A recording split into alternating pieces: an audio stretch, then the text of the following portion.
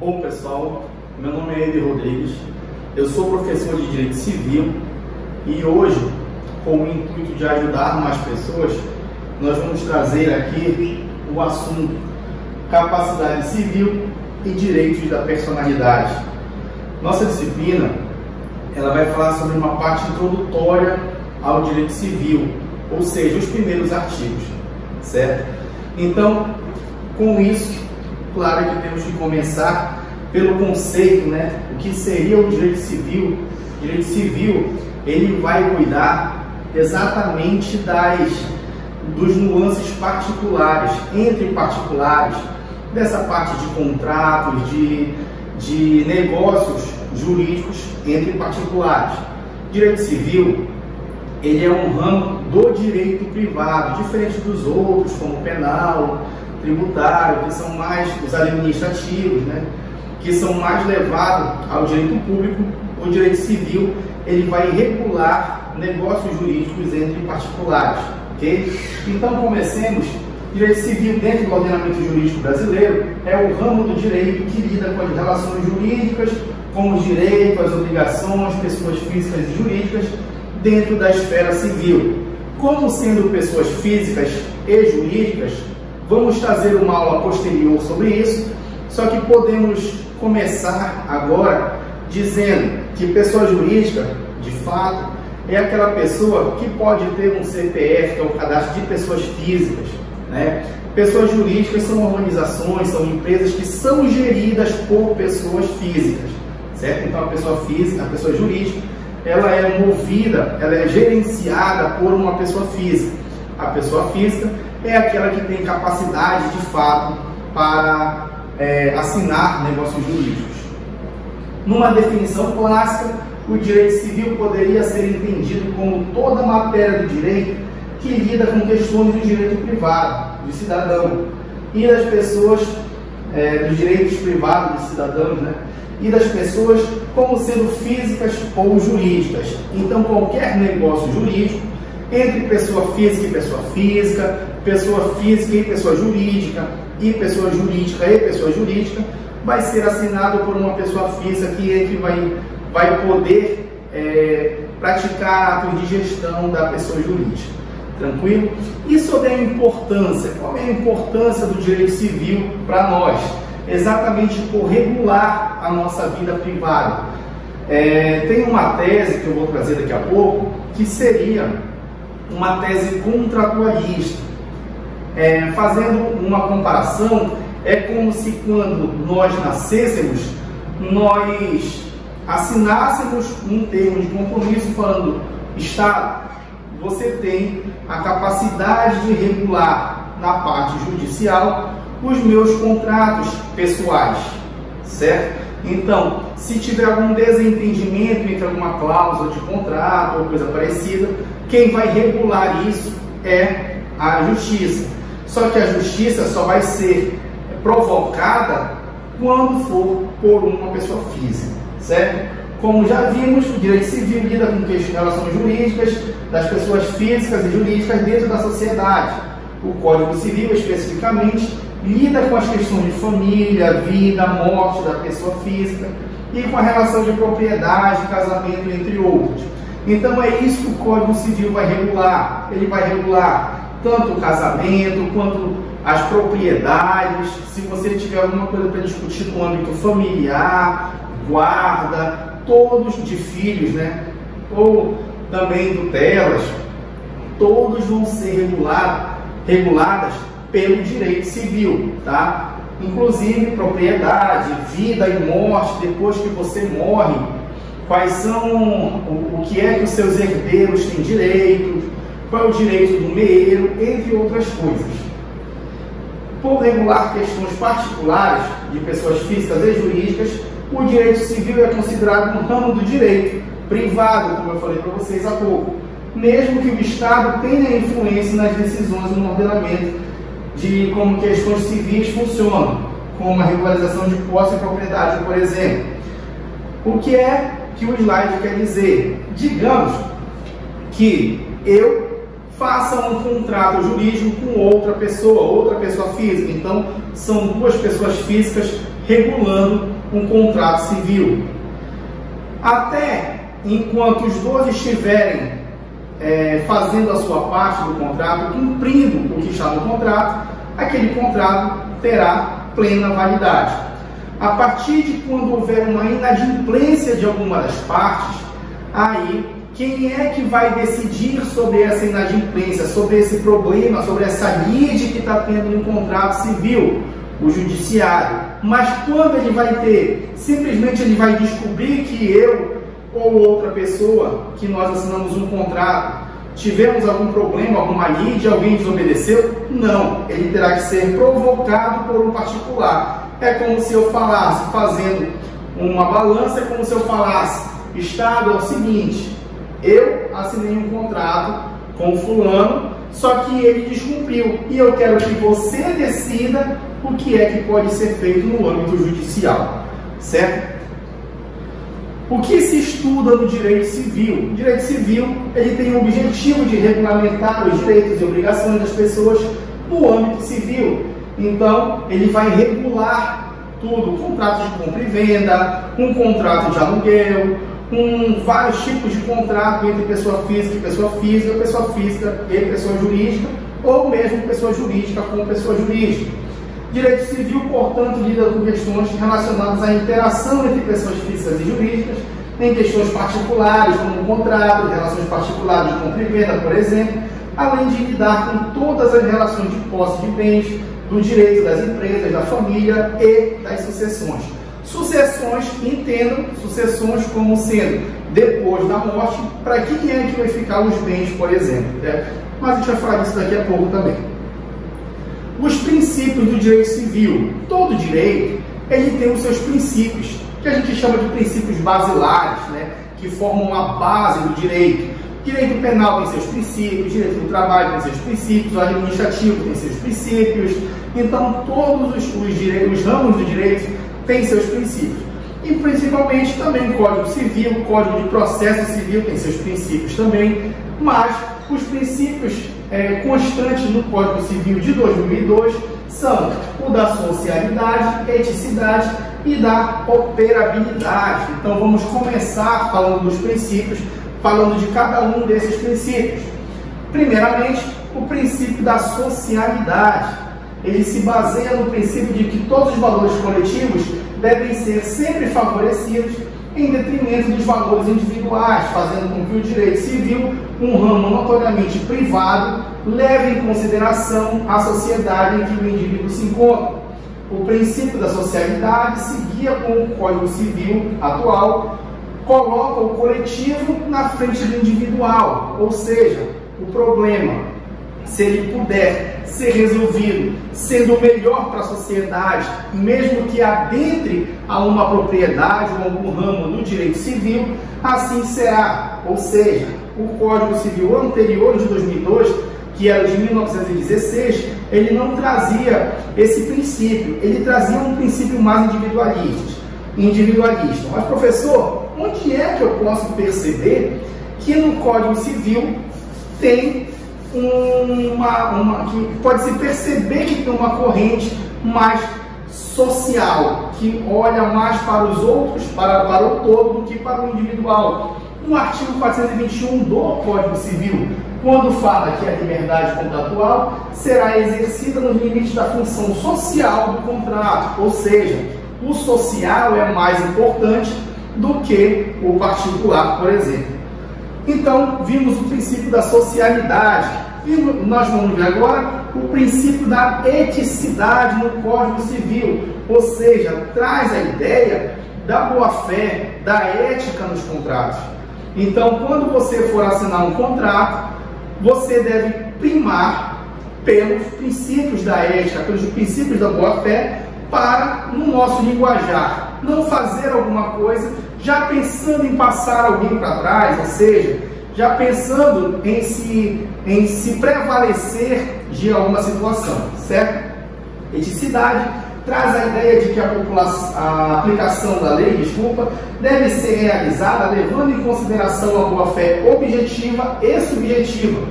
além da justiça, da ética, da moral e com valores da equidade e probidade. Professor, onde é que nós podemos perceber o princípio da eticidade no Código Civil? No artigo 113. Os negócios jurídicos devem ser interpretados conforme a boa-fé e os usos no lugar de sua celebração. Então, o judiciário, por mais que quando ele perceber que um contrato, por exemplo, ele não foi celebrado segundo os princípios da boa-fé, que você só assinou aquele contrato para se prevalecer, já pensando em agir de má-fé posteriormente, por mais que ele esteja totalmente legal, totalmente correto, ainda assim será anulável, né? O negócio jurídico poderá ser anulado. Por quê? Porque não obedeceu ao princípio da boa-fé. Você fez aquilo querendo se prevalecer de alguma situação.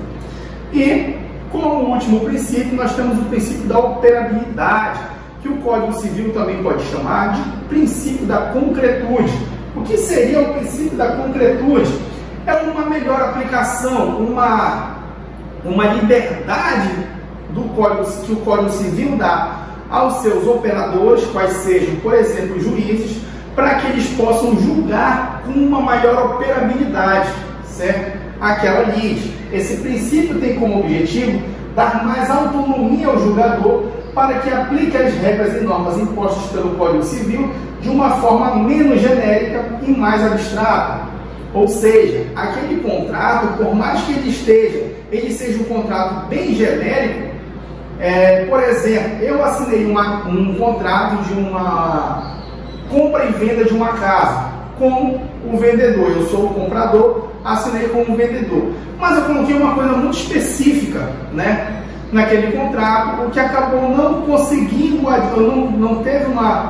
eu não consegui adimplir com aquele contrato. O juiz, aquela forma foi uma fórmula muito abstrata, foi uma forma muito peculiar de fazer o direito.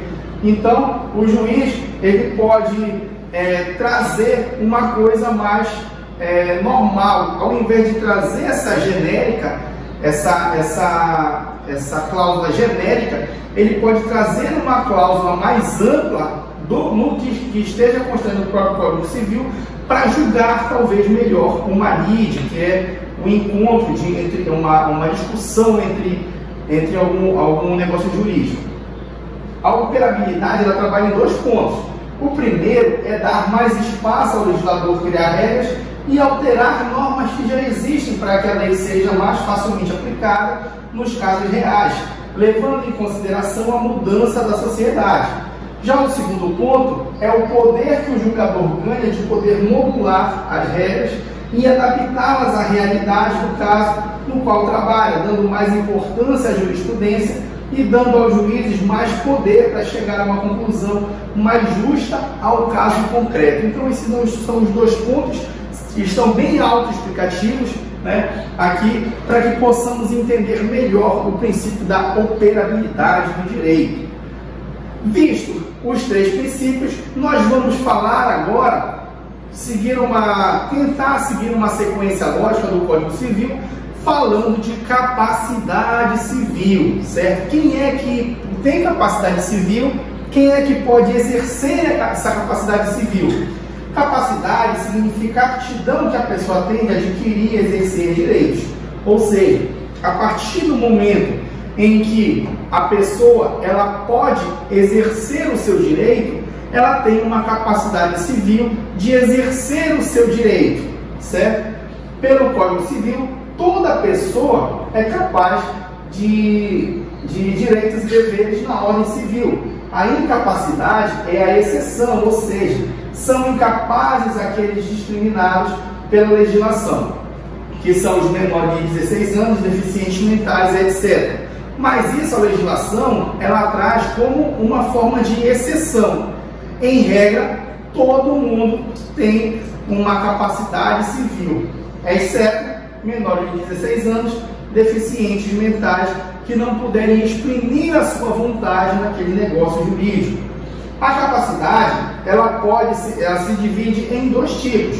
Uma é a capacidade de direito, em que a pessoa adquire direitos, podendo ou não exercê-los. Por exemplo, um menor de 16 anos, ele tem direito a algumas coisas, mas ele não pode exercer justamente porque não tem a capacidade civil. Já a capacidade de exercício, ela é, ou também chamada de capacidade de fato, é quando a pessoa exerce o seu próprio direito, quando ela pode exercer o seu próprio direito.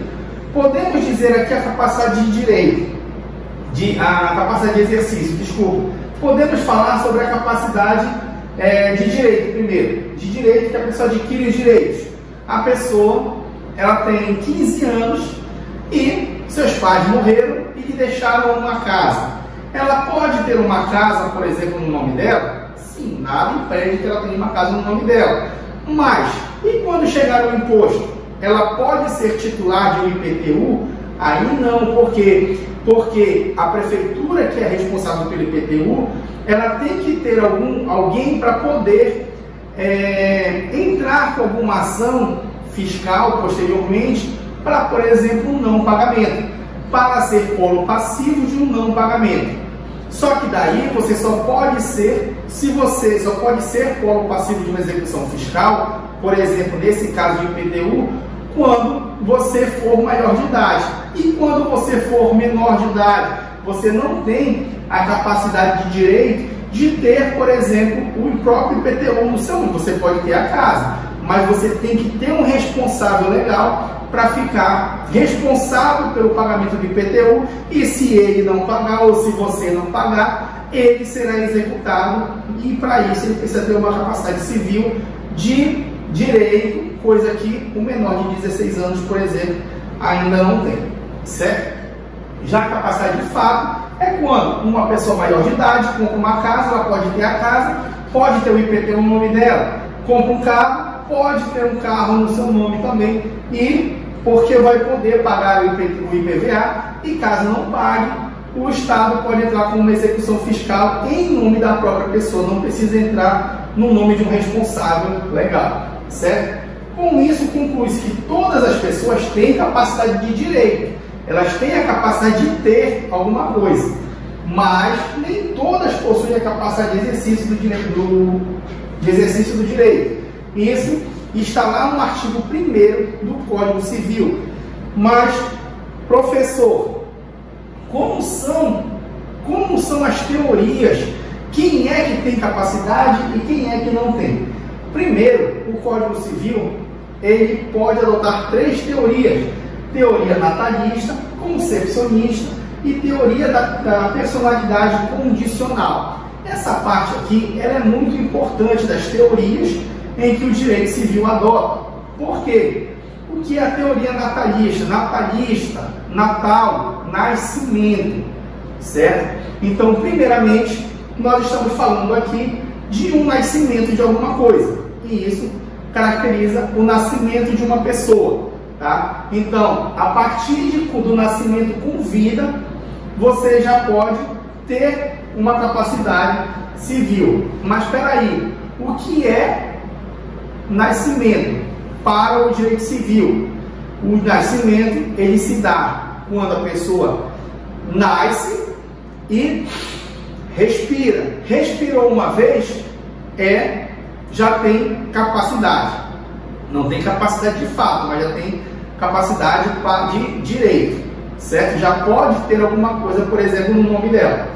Então, a partir do nascimento com vida, nasceu, respirou, eu coloco aqui nascituro com potência. O que seria nascituro com potência? Nascituro é aquele que está na barriga da mãe ainda, certo? Então, teoricamente, a teoria natalista, ela fala que quando aquele nascituro, ele tem um certo potencial para nascer, que ele não há nenhum problema de saúde que possa o impedir de nascer, por exemplo, então ele vai fazer parte da teoria natalista. Ou seja, a teoria natalista, ele vai nascer, respirou, por mais que ele respire e chegue a falecer, ele teve direitos, ele teve capacidade de ter alguma coisa no nome dele. Isso quem fala é o artigo 2º. Então entenda o nascituro como aquele que está na barriga da mãe. Nascimento com vida dá função à teoria natalista. Nós temos também a teoria concepcionista, ou seja, concepção a partir da concepção do feto. A partir de quando o feto ele é concebido, aí ele já tem direitos, certo? Então, basta que ele seja concebido, que o espermatozoide chegue no ovário e a mãe fique grávida. Pronto, ali já foi a concepção. Então, a partir do descobrimento daquela gestação, já há uma concepção e a partir dali, da concepção, a pessoa já pode ter direitos. Ou seja, a concepção, independente se ela nascer com vida ou não, ela já teria direitos, certo? E uma terceira teoria seria a teoria da personalidade condicional. O que seria a teoria da personalidade condicional? É uma mistura da natalista com a concepcionista. Ou seja, a teoria da personalidade condicional ela vai falar a pessoa, ela foi concebida, ela já tem direitos, desde que ela nasça com vida, certo? Então vai ser uma mistura das duas. Você vai ter direitos se você nascer com vida. Se você foi gerado, está na barriga da sua mãe, você tem direitos. Mas se você morrer na barriga da sua mãe, você não vai ter direitos. Se você nascer, respirou, por mais que morra depois do primeiro suspiro, você já teve capacidade de direito. Certinho? Então, vamos lá. A teoria natalista ela fala lá no artigo 2º, assim como a concepcionista. Já a teoria da personalidade condicional, nós vamos ver no artigo 1800, parágrafo 3º do CTC, do Código Civil. Professor, mas será que faz diferença se uma pessoa nascer com vida, se uma pessoa ela for gerada, por exemplo, e logo após o parto ela nascer, e se ela morrer na barriga da mãe, para o Código Civil faz diferença? Opa, ou se faz. Então, me mostre como é essa diferença. Digamos que um casal, ele tem 2 filhos, certo? E eu estou falando aqui de sucessão. Quando eu falo de sucessão, um dos pais morreu, certo? Então vai suceder os bens para os seus dependentes. Então vamos lá. Nós temos aqui o cônjuge sobrevivente, o filho 1 e o filho 2, certo? Esse casal, ele tem 2 filhos, independente das idades, primeiramente. Então, na falta de um cônjuge, o cônjuge sobrevivente, ele é o chamado meeiro. O que é meeiro? Ele já tem a metade dos bens. Tranquilo? Então, aqui o meeiro já tem a metade dos bens. E já tem o filho 1 com 25% e o 2 com 25%. Ou seja, a outra metade é dividido entre, primeiramente, todos os dependentes. Tranquilo? Primeiramente, todos os dependentes. Professor, ainda não vi a diferença do direito civil para quando a mãe está grávida, por exemplo. Digamos que aqui, outra situação, a mãe está grávida e o pai morreu. Só que já tem 2 filhos vivos, já são um pouco mais crescidos, só que ainda são menores de idade. Mesmo aqui nesse caso, se forem maiores. Então, nós temos aqui a mãe continua meeira e aqui o filho que já nasceu e aqui o filho que já nasceu. Mas, professor, e o que está na barriga da mãe? Ele ainda está aqui. Ele ainda tem direito nessa metade aqui da mãe. Mas ele ainda não tem ainda uma porcentagem do pai. Uma porcentagem do que o pai deixou primeiro. Porque ele ainda é um nascituro. Sendo um nascituro, ele ainda não tem, teoricamente, direitos de ter alguma coisa. Certo? Mas, digamos, um outro exemplo. Preste atenção nesse daqui. E agora vamos ver um outro exemplo. Lembra aquele bebê que estava na barriga da mãe? Ele pegou, nasceu, respirou, mesmo que ele tenha morrido depois. Olha a diferença que vai fazer. A mãe tem 50%. Se ele nascer e morrer, o que vai acontecer? Aqui a porcentagem, quando eu fiz, ficou 17, 17, 16. Mas, se vocês forem dividir os 50% por 3, vai dar 16,33 para cada um, que seria a outra metade, tá? Então, só para efeito de arredondamento lá no sistema, ficou 17, 17 e 16. Mas digamos que essas três porcentagens aqui sejam iguais, tá? 50% é da mãe, tranquilo, beleza, certinho. Mas e essa outra metade aqui? Digamos que esse daqui, que é o feto, ele nasceu, morreu, deu um suspiro, morreu. Tá, qual é a diferença? Ele nasceu com vida. Se ele nasceu com vida, ele tem direito, ainda quando o pai era vivo, logo depois que ele nasceu, o pai morreu, tá? Suspirou, o pai morreu. Então, essa porcentagem aqui, ela deve ir para os seus dependentes. No caso, ele já tinha 3 dependentes, 2 que já eram nascidos, já estavam grandes, e um que acabou de nascer. Só que esse daqui, enquanto ele estava na barriga, teoricamente, ele não tinha direito a nada. Mas e agora que ele nasceu, respirou e morreu? Ele tem direito a esse daqui. Beleza, então, tá? Se ele nasceu, respirou e morreu, aí os bens deles vai para quem? Ele tem filhos, mas como o professor acabou de nascer e não tem filhos, então tranquilo. Se ele não tem filhos, então, se não tem descendente, os bens vai para quem? Ascendente, muito bem. Quem é o ascendente desse daqui? A mãe. Se ele nasceu e morreu, e logo, e junto com ele, por exemplo, morreu o pai, ou um pouquinho antes, entre ele sair e respirar e morrer, o pai morreu, então a mãe, ela vai ficar com a porcentagem dela e mais a porcentagem do descendente dela. Por quê? Porque os bens foram para o ascendente. Então ela teria 50 mais 16,66%, enquanto aqui teria 17% e esse daqui 17%. Se fosse no slide anterior, cada um tinha 25%. Então eu pude mostrar para vocês agora qual é a diferença do nascimento com vida. Nasceu com vida, tem direitos, tá? Ele pode não ter o direito, ele não poder exercer o direito, mas ele tem o direito da propriedade. Ficou tranquila a explicação? Então vamos lá, com 2 filhos, com 3 filhos, beleza. E agora nós vamos falar sobre capacidade de fato. Nós temos lá os absolutamente incapazes e os relativamente incapazes.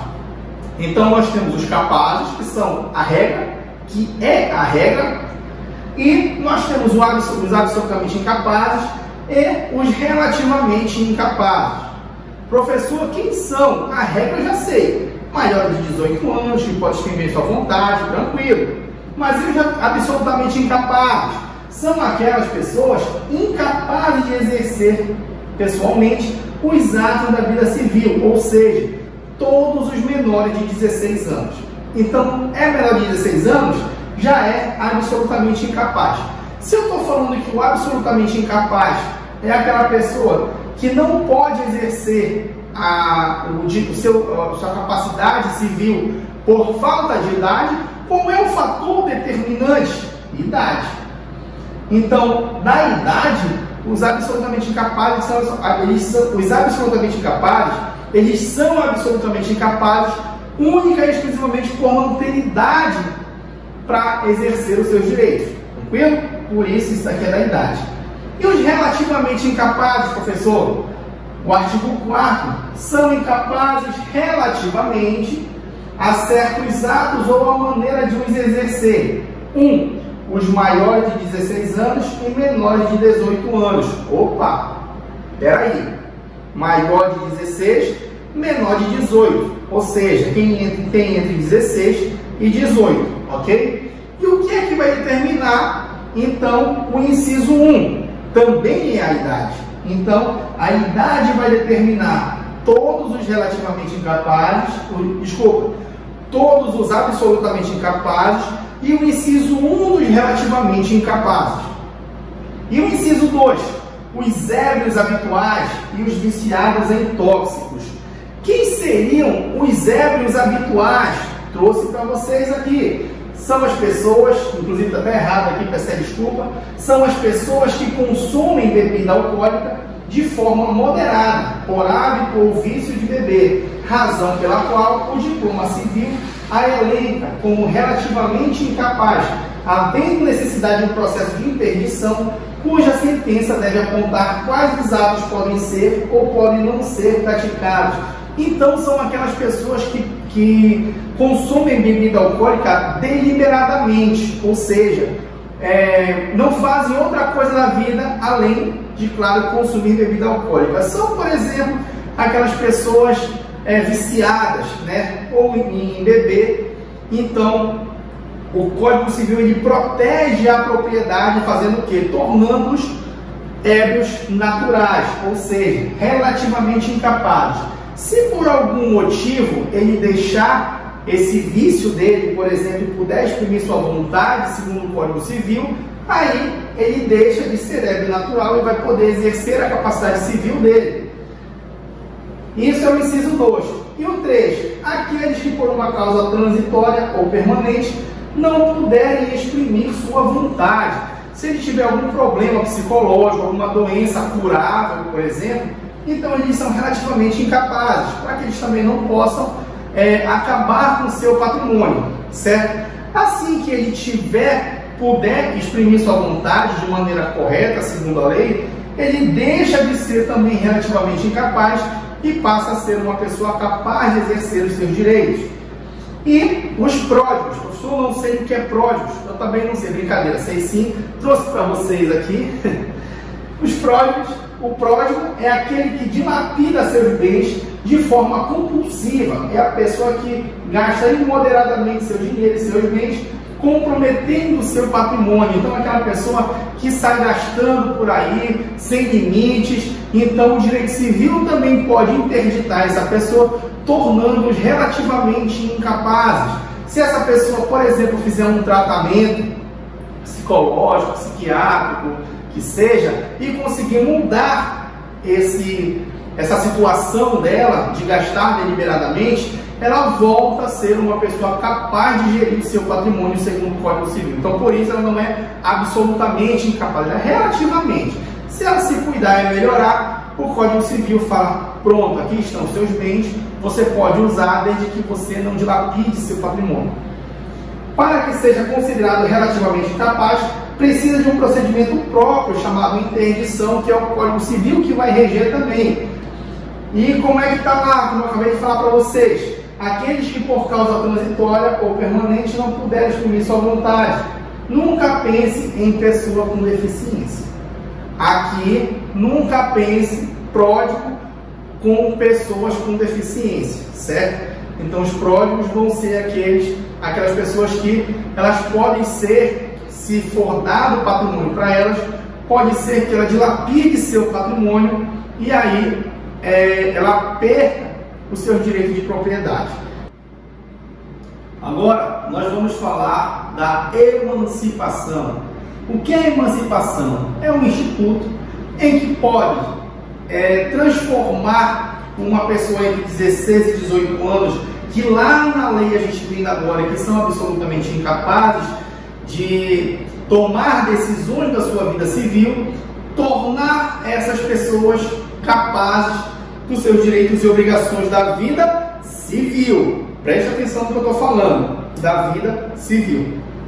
Quando é que ocorre a emancipação? Menor de idade, emancipado, pode se casar. Quais são os atos da vida civil que ele pode assumir? Ele pode casar, pode assinar documentos, contratos, viajar sem autorização dos pais ou responsáveis, comprar e vender bens móveis e imóveis, receber herança, entre outros direitos previstos para o cidadão civilmente, preste atenção, civilmente capaz. O primeiro efeito imediato da emancipação é a extinção do poder familiar ou da condição de tutela sobre o menor de idade. Isso significa que o mesmo não é mais subordinado à representação dos mesmos da esfera civil. Então, a partir daí, civilmente, ele pode responder pelos seus atos, Ele pode comprar, pode vender, pode assinar contratos e ainda assim serão válidos mesmo que não tenham 18 anos de idade, certo? A emancipação, quem é que garante a emancipação? O Código Civil, no seu artigo 5º, que fala que a menoridade cessa aos 18 anos completos, quando a pessoa fica habilitada à prática de todos os atos da vida civil. Com a maioridade, a pessoa é plenamente capaz.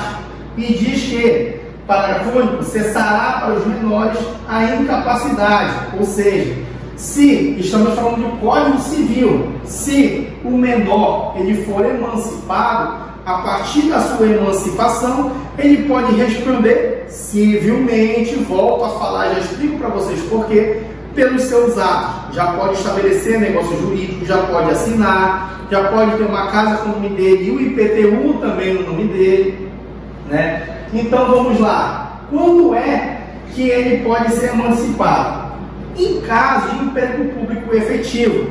Ele passou em um concurso com 17 anos, 16 anos e meio, menos de 18 anos.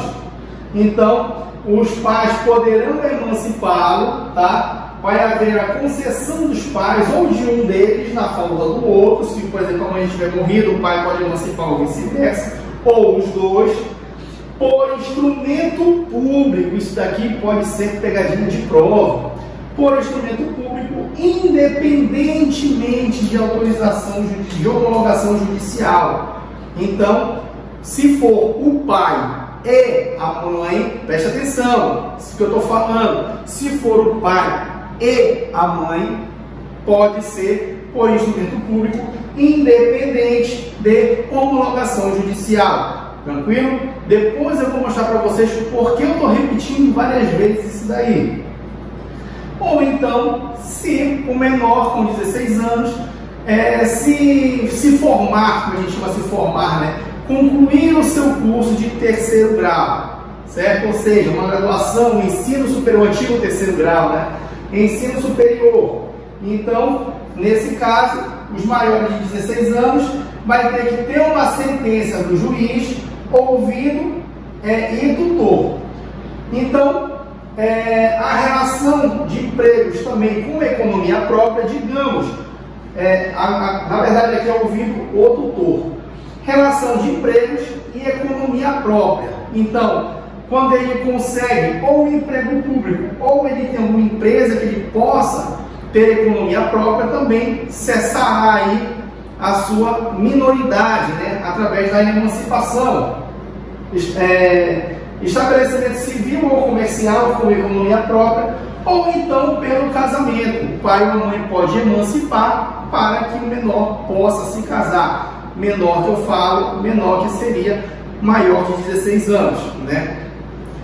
Mas, professor, sobre a emancipação, eu trouxe algumas questões para poder discutir com vocês e agora vocês vão entender por que eu estava falando sempre capacidade civil, capacidade civil, capacidade civil. Vamos lá saber por que agora.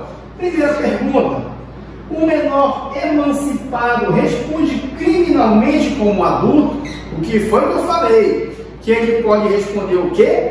Civilmente. Se ele pode responder civilmente, eu fui uma hora, ou eu dei a entender, eu falei para vocês que ele pode responder criminalmente? Não. Eu estou falando que ele, emancipado, pode responder pelos seus atos da vida civil. Criminal, não falei isso. Até porque não. Mesmo se ele for emancipado, se ele comete algum crime, ainda assim, quem pode, no caso, pode, né, não que vá, pode ser responsabilizado é o seu representante legal, seja o pai, seja a mãe, seja os dois, seja o tutor, enfim. E onde é que está escrito isso? No artigo 228 da Constituição, quando diz que são penalmente imputáveis os menores de 18 anos às normas da legislação especial, certo? Então, quando eu falo lá na Constituição, é um direito constitucional, são penalmente inimputáveis os menores de 18 anos, ou seja, mas professor, ele já foi emancipado, mas ele foi emancipado, repito, para exercer os atos da vida civil, Tranquilo? Penal não. Por mais que ele já tenha sido emancipado, ainda assim não vai responder penalmente pelos seus crimes. Tranquilo? Agora, tem uma outra pergunta. Professor, um menor emancipado, ele pode dirigir? Será? Mas o que é que eu falei para vocês várias vezes? Ele pode exercer os atos da vida, muito bem, da vida civil. Mas e aqui? Onde é que vai dizer que ele só pode dirigir quando ele completar a maioridade? É no direito civil? Não. Onde é? No CTB, ou seja, no Código de Trânsito Brasileiro. O Código de Trânsito Brasileiro é uma lei especial. Se é uma lei especial, vai ter que ser resolvido na lei especial. Vai prevalecer a lei especial, não o Código Civil. Por quê? Porque é lá específico.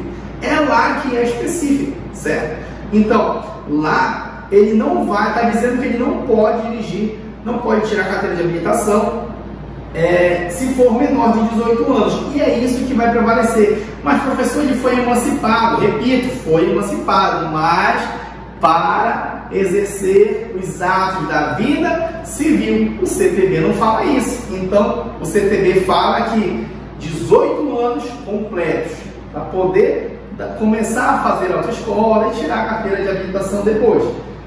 Lá no artigo, em onde o CTB fala isso? No seu artigo 140. Artigo 140 do CTB está escrito o seguinte: a habilitação para conduzir veículo automotor será apurada por meio de exames que deverão ser realizados no órgão ou entidade executiva do Estado ou do Distrito Federal, do domicílio ou residência do candidato, ou na sede estadual ou distrital do próprio órgão, e o condutor deverá preencher os seguintes requisitos. Quais são os requisitos?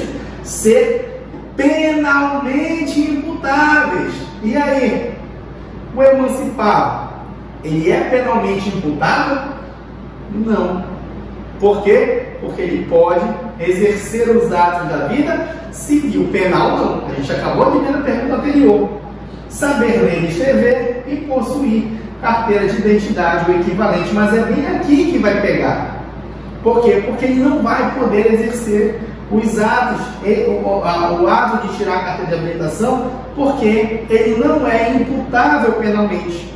Ele é emancipado, que vai dar os direitos civis para ele exercer aquelas obrigações e direitos apenas civis. Então, para melhorar ainda mais os estudos, vamos lá para a terceira pergunta. Menor emancipado pode consumir bebidas alcoólicas e cigarros? Será que pode? E aí, agora eu fiquei com dúvida. Não, você não ficou com dúvida porque eu acabei de falar que ele pode exercer os atos da vida civil. Mas onde é que está dizendo que a pessoa, o menor, não pode consumir bebidas alcoólicas ou cigarro? É no direito civil? Não, é no ECA. Ou seja, o ECA é o Estatuto da Criança e do Adolescente. E é uma lei especial. Sendo uma lei especial, ela deve ser obedecida porque ela é mais abrangente, ela é específica daquilo. Então, se o Estatuto da Criança e do Adolescente fala no seu artigo 243 que aquela pessoa, aquele menor, não pode consumir bebidas alcoólicas, não é a emancipação, que é o que ele pode exercer no direito civil, os seus direitos civis, que vai deixar ele consumir. Ou seja, não pode vender, fornecer, servir, ministrar ou entregar, ainda que gratuitamente, de qualquer forma, a criança ou adolescente bebida alcoólica ou, sem justa causa, por outros produtos cujos componentes possam causar dependência física ou psíquica. Então não pode porque ele não é emancipado, mas ele é emancipado para poder exercer os atos da vida civil. O ECA é especial, é uma lei especial, e ela não deixa, ele não fala que os emancipados, por exemplo, podem exercer o consumo, pode consumir bebidas alcoólicas. E isso, inclusive, para efeitos penais, dá uma pena de 2 a 4 anos em multa se o fato não constitui crime mais grave.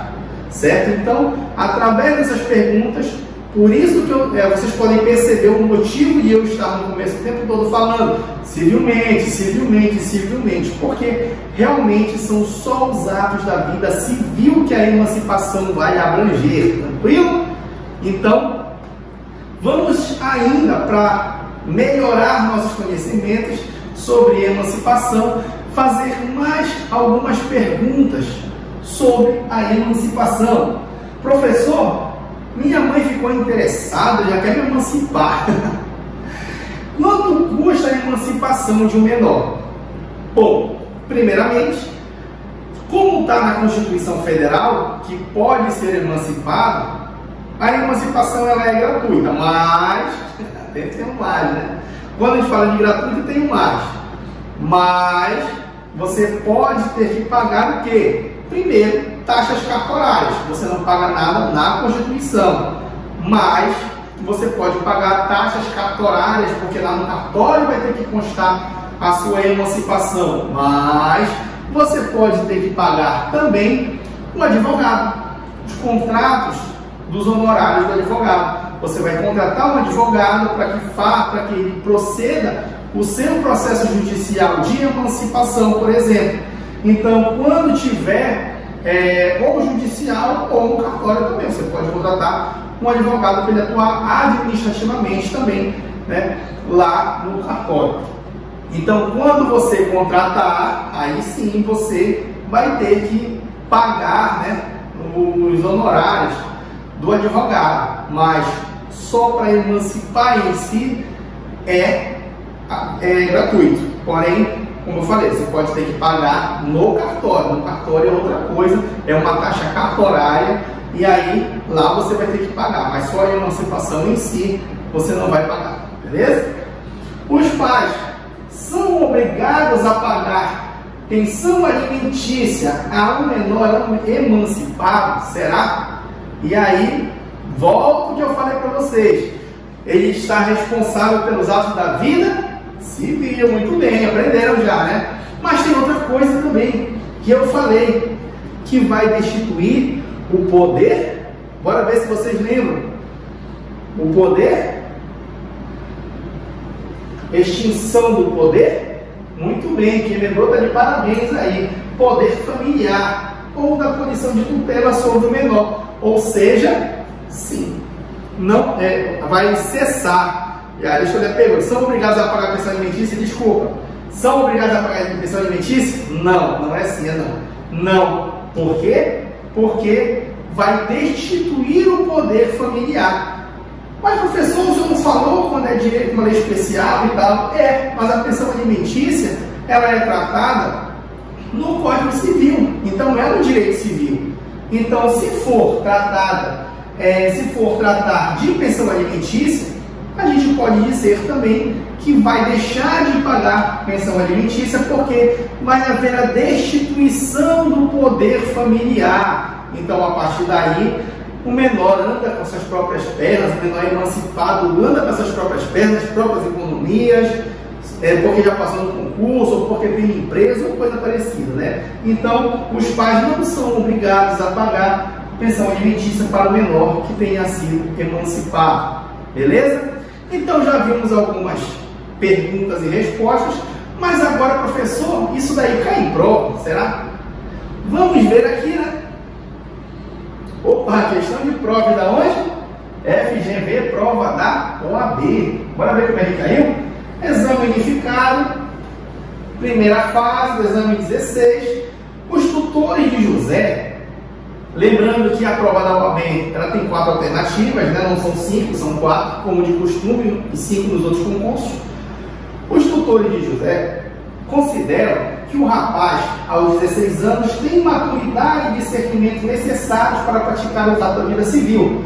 Por isso, decidem conferir ao rapaz a sua emancipação.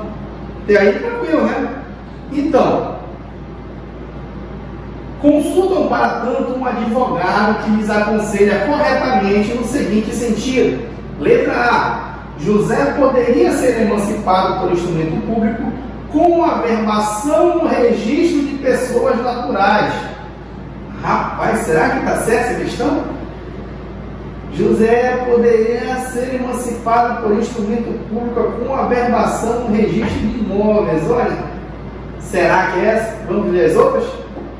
José poderá ser emancipado via instrumento público, sendo desnecessária a homologação judicial. Será? José poderá ser emancipado via instrumento público ou particular, sendo necessário procedimento judicial. E aí? José poderá ser emancipado em procedimento judicial com a oitiva do tutor sobre as condições do tutelado. Qual vocês marcariam? Vamos até 5 aqui, né? 1, 2, 3, 4, 5. Pronto, acabou o tempo de vocês. E aí? A, B, C ou D? Naquela passadinha aqui na cabeça. E agora? Vou falar para vocês uma coisa. Onde é que está a palavra-chave dessa questão? Duvido vocês acertarem. Palavra-chave está onde? Bem aqui. Os tutores. Não está falando que são os pais. E aí, melhorou? Os tutores de José. Não estou falando que são os pais. Como é que está lá na lei? Vamos só voltar na lei aqui para a gente poder voltar então para a questão. Na lei está dizendo o seguinte: concessão dos pais ou de um deles na falta do outro por instrumento público. Pode ser emancipado por instrumento público, independente de homologação judicial, sem homologação judicial. Pode. Quando? Quando for os pais. Só que lá na questão está tutor, lembra? Então, já percebemos que não pode ser por instrumento público sem homologação. Então, uma dessas já está furada. Aqui, como eu falei para vocês, tem que consertar o slide aqui, ouvido o tutor. Então, sentença do juiz, ouvido o tutor. Tá? Vamos trocar esse E pelo O aí, que é o que está valendo. Ouvido o tutor. Sentença do juiz, ouvido o tutor. Então, é de tutor que a gente está falando na questão? O que é que está falando lá?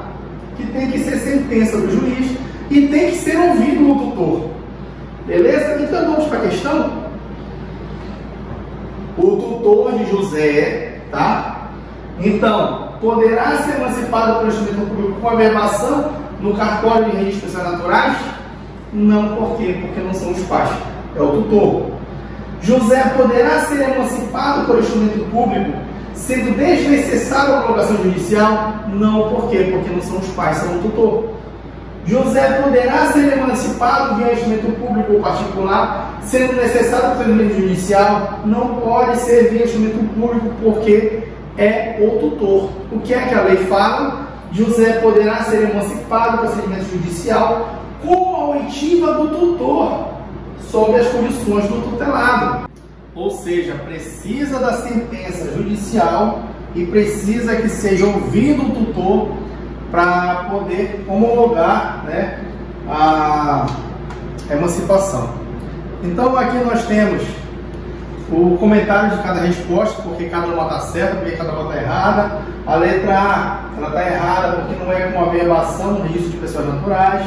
A letra B está errada porque no caso de não homologação judicial, só se fosse emancipado pelos pais. Na nossa questão ficou bem claro que estão colocando lá que é pelo tutor, o tutor que está querendo emancipar e não os pais. Letra C está errada porque não pode ser emancipado por instrumento particular, se for pelos tutores. Se for pelos tutores, deve ser sentença judicial. E a letra D está totalmente correta. Mas, professor, é difícil isso cair na prova? É sempre que cai? Foi uma única vez? Vamos lá? Teve outra questão também, no ano de 2020, que foi o exame unificado número 31, também primeira fase do exame da ordem, exame da OAB. Com o seguinte anunciado: Márcia, adolescente com 17 anos de idade, sempre demonstrou uma maturidade muito superior à sua faixa etária. Seu maior objetivo profissional é o de tornar-se professora de História e por isso decidiu criar um canal em uma plataforma online na qual publica vídeos de aula com aulas por ela própria elaboradas, sobre conteúdos históricos. O canal tornou-se um sucesso, atraindo multidões de jovens seguidores e despertando o interesse de vários patrocinadores que começaram a procurar a jovem, propondo contrato de publicidade.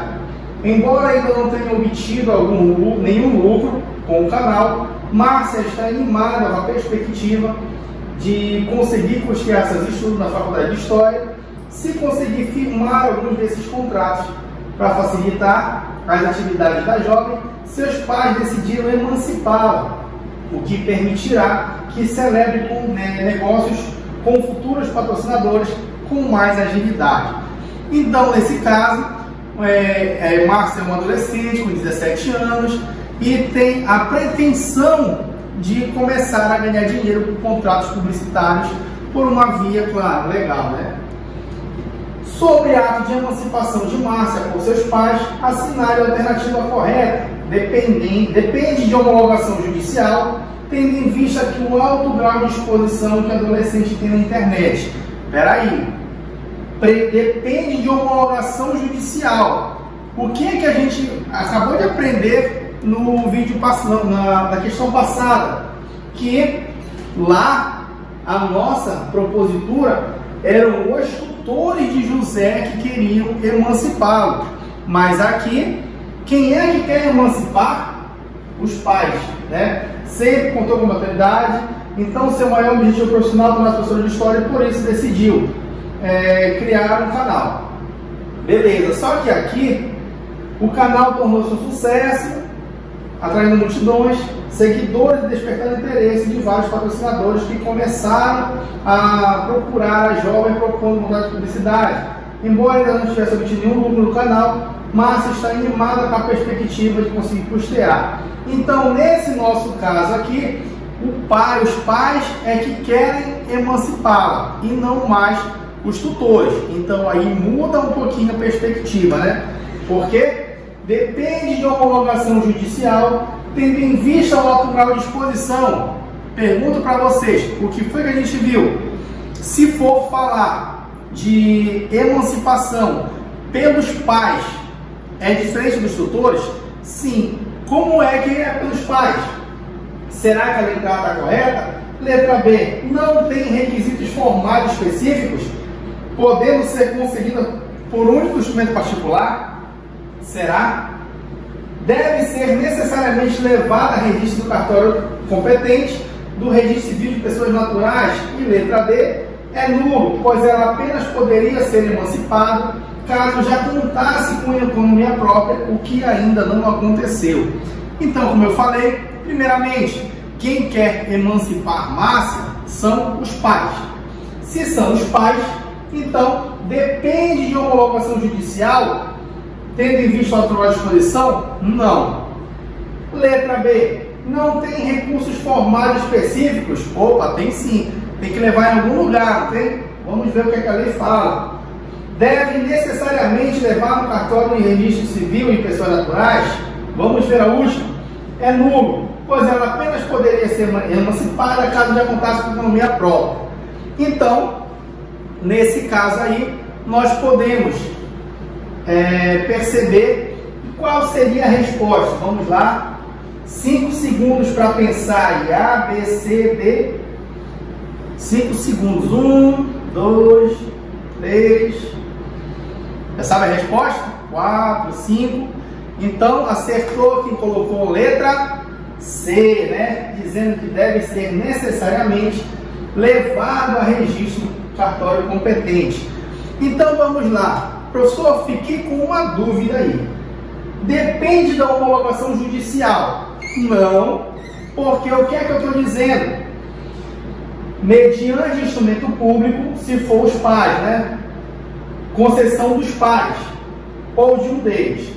Mediante instrumento público, independentemente de homologação judicial. Então, corta lá. Letra B, não tem requisitos formais. Não tem requisitos formais, mas eu estou dizendo aqui que deve ser levado no cartório, né? No cartório de registros públicos. Então, precisa, na letra C, deve necessariamente ser levado no cartório de registro civil e de pessoas naturais, perfeito. E a letra D é nulo, pois ela apenas poderia ser emancipada caso já contasse com uma economia própria. Então essa letra D pode ser que ela tenha uma... vocês podem ter sido levados a marcar a letra D, mas eu vou falar por quê. Porque aqui no inciso 5 está dizendo pelo estabelecimento civil ou comercial, ou pela existência de relação de emprego, desde que em função deles o menor com 16 anos completos tenha sua economia própria. Nesse daqui não está dizendo que é pelo estabelecimento comercial, desde que o menor já tenha uma economia própria. Não está dizendo isso. Está dizendo pelo estabelecimento civil comercial, ou, aqui é outra situação, ou pela existência de relação de emprego, desde que em função desse emprego o menor de 16 anos completos tenha economia própria. Então, o menor com 16 anos, desculpa. Então, não está dizendo, na verdade, está dizendo, na verdade, que ela tem a pretensão de ter um estabelecimento comercial, certo? Civil ou comercial. Então, por isso, não precisa que ela tenha economia própria, certo? Como último instituto aqui, nós vamos falar, último não, ainda tem mais alguns. Como finalizando aqui, lá pelo artigo 7º, nós falamos da morte presumida. Morte presumida que pode ser declarada a morte presumida sem decretação de ausência, se for extremamente provável a morte de quem estava em perigo de vida, se alguém desaparecido em campanha ou feito prisioneiro não for encontrado até 2 anos após o término da guerra. Parágrafo único. A declaração de morte presumida nesses casos somente poderá ser requerida depois de esgotadas as buscas e averiguações, devendo a sentença fixar a data provável do falecimento. Então vamos falar da morte presumida. Qual é o normal? Primeiro verificamos qual é o normal. Uma pessoa morre, posteriormente pode ser que o corpo dela vá para a Politec, fazer a polícia técnica, né, fazer os devidos procedimentos, depois ter um velório da pessoa, depois, dependendo da escolha ou da religião, ser cremada, ser enterrada, ou outra opção, né, de acordo com o credo de cada um, com a crença de cada um. Esse é o normal. Mas e aquelas pessoas que não se sabe, não se tem notícias sobre o corpo dela? Por exemplo, eu posso dar um exemplo um pouquinho mais antigo, um exemplo daquele avião da Air France, né, que caiu no oceano. E aí, cadê os corpos? Caiu no oceano a milhões de quilômetros no fundo do mar, e não dá para saber, não dá para pegar o corpo lá para saber se morreram, mas presume-se que eles morreram, caiu no oceano. Então, mas eu tenho outro exemplo mais atual, pelo menos agora eu estou falando em setembro de 2023, e há poucos meses atrás um submarino submergiu, né, foi tentar encontrar os destroços do Titanic e houve uma implosão, matando 4 pessoas que estavam a bordo, né, dentro do submarino. Mas e aí? Houve uma implosão, implodiu o submarino, mas cadê o corpo? Já que não tem corpo, não vai ser decretada a morte deles, como é que a gente faz? Então, nesse caso, presume-se, mesmo sem o corpo, que as pessoas morreram. Um outro exemplo que trouxe mais notoriedade na sociedade brasileira foi o assassinato da Elisa Samúdio. Eu posso falar assassinato porque já foram condenadas, as pessoas, né, já foram condenadas pela morte dela, então é porque realmente existiu o crime. Então, o corpo não tem corpo, não se sabe se algumas pessoas disseram que alguns cachorros se alimentaram do corpo, outras disseram que ela foi concretada em uma parede. Mas e aí? Não acharam o corpo. Por isso, ela não vai ser considerada morta? Não é assim. Nesses casos, presume-se depois de um tempo, que eu vou falar qual é o tempo para vocês agora, que essa pessoa morreu, certo? Qual é esse tempo? Primeiramente, um modo mais conhecido de se ter conhecimento sobre a morte de alguém é que seja oficializada através de uma causa, de um velório, e que este seja enterrado ou cremado. Porém, no mundo jurídico, há situações diferentes de se entender que uma pessoa veio a óbito. Entre esses casos, há a morte presumida, a ausência e a comoriência, que eu vou explicar já também. É preciso ressaltar também que não é um simples desaparecimento que ocasiona a ausência de uma pessoa, pois deve-se haver o decurso de um ano para que o Poder Judiciário conheça e declare a ausência de um cidadão ou cidadã. Esse prazo ainda pode se estender nos casos em que o ausente, antes do seu desaparecimento, nomeia alguém para ser seu representante. O prazo para o reconhecimento da ausência sobe para 3 anos. Como assim, professor? Primeiro, vai se decretar, vai haver buscas dos corpos. Não tendo sucesso, aí entra-se com o pedido da morte presumida, ou seja, pede para o juiz para presumidamente aquela pessoa morreu, e pede-se uma certidão de óbito mesmo, sem corpo, sem velório, sem enterro, presume-se que essa pessoa morreu. Só que para isso, o juiz ele vai pedir esse prazo ainda de 1 ano.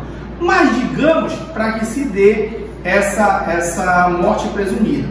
Mas digamos que uma pessoa, antes de morrer, ela deixou uma procuração com amplos poderes para outra pessoa representá-la em juízo, ou então, se for procuração específica, aquelas específicas podem ser no Detran, nos bancos, nos Conatrans, Polícia Rodoviária Federal, Polícia Federal, enfim, deixou um documento público para alguém representá-la. Então, esse prazo ele sobe de 1 ano para 3 anos. Por quê? Porque o juiz ele pode pensar que foi algo premeditado, ou seja, eu deixei uma procuração com alguém e sumi.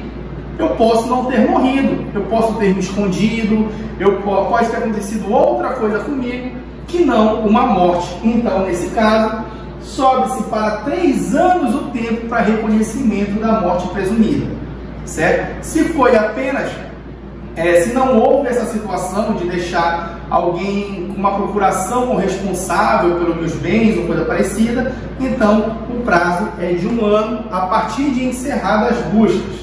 A morte presumida é a declaração de falecimento de determinada pessoa que somente em condições que sejam improváveis a sua sobrevivência. Há vários casos de morte presumida, sobretudo, em tragédias divulgadas, como em acidentes de avião, em que os corpos dos passageiros não são encontrados nos destroços. Nesses casos, nós sabemos que eles fazem buscas, muitas vezes o corpo acaba queimando, e a única forma de achar quem é o dono daquele corpo é através da arcada dentária e alguns ossos, que demoram mais a se decompor, por exemplo. Então, aqui está o artigo que eu acabei de falar da morte presumida. Agora eu vou falar, só para ir finalizando já, eu vou falar primeiramente da comoriência. O que seria a comoriência? Digamos que 2 pessoas sejam achadas mortas, certo? 2 pessoas sejam achadas mortas. Aí, a polícia técnica, os peritos, eles vão tentar descobrir quem morreu primeiro, quem morreu depois. Até porque no direito civil existe uma diferença importante entre quem morre primeiro e quem morre depois, até numa questão de sucessão, certo? Então vai verificar-se quem morreu primeiro, quem morreu depois. Mas, numa impossibilidade, digamos que aquelas 2 pessoas podem até ter morrido, um antes e uns minutos depois, ou horas depois. Mas digamos que já se passou 2 meses. Então, fica difícil o trabalho da polícia técnica saber qual é a menor decomposição por causa de horas, por exemplo, passados 60 dias. Então, nesse caso, os indivíduos, eles vão ser vai ser considerado pelo Código Civil que eles morreram na mesma hora, quando há impossibilidade de se falar quem morreu primeiro e quem morreu depois. Vamos lá? Artigo 8º do Código Civil: se 2 ou mais indivíduos falecerem na mesma ocasião, não se podendo averiguar se algum dos comorientes, que seriam as 2 pessoas, procedeu aos outros, ou seja, morreu antes que o outro, presumir-se-ão simultaneamente mortos, ou seja, morreram juntos. É o falecimento de 2 ou mais pessoas em uma mesma situação, em que não é possível constatar qual delas veio a óbito primeiro. Nesse caso, a lei pressupõe que as mortes ocorreram simultaneamente, na mesma hora. Há ainda, no começo do Código Civil, um instituto de heranças e benefícios. Isso é importante por vários motivos, inclusive para resolver pendências sobre partilha, herança, recebimento de benefícios financeiros. Em situações normais, a morte é comprovada por meio da certidão de óbito emitida no cartório de registro de pessoas naturais. E agora sim, para finalizar, nós temos o artigo 9º e 10º dos registros públicos, que falam o seguinte: serão registrados em registro público nascimento, óbito, casamento, emancipação dos pais por sentença do juiz, interdição da capacidade absoluta ou relativa, sentença declaratória de ausência de morte presumida, por exemplo. Já isso serão registrados em registro público. Já a averbação em serviço público vai acontecer das sentenças que decretarem nulidade ou anulação do casamento, divórcio, separação judicial e restabelecimento da sociedade conjugal, dos atos judiciais ou extrajudiciais que se declararem ou reconhecerem a filiação. Então aqui vai ser registrado em registro público e aqui vai ser averbado. Por exemplo, um casamento você vai registrar lá no cartório, lá fazer um registro público, vai registrar. Já se você for separar, você vai divorciar, separar judicialmente antigamente, né?